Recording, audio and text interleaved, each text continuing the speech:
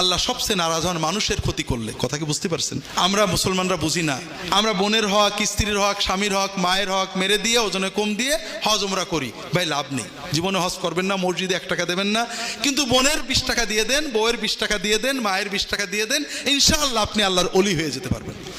হুজুরের 2000 হাদিয়া দিলেন, যদি আল্লাহকে খুশি করতে দেন নফল দান, আর হুজুরের নেক নজরের জন্য দেন শিরিক। আর আপনি এই দানটা নফল, আর আপনার বউয়ের পাওনা, বোনের পাওনা, ভাইয়ের পাওনা এটা ফরজ। কাজেই সবসময় মনে রাখবেন আল্লাহ মায়ের চেয়ে আপন। মা সহজেই মাফ করে, ঠিক না? ভাই বোনকে সহজে মাফ করে।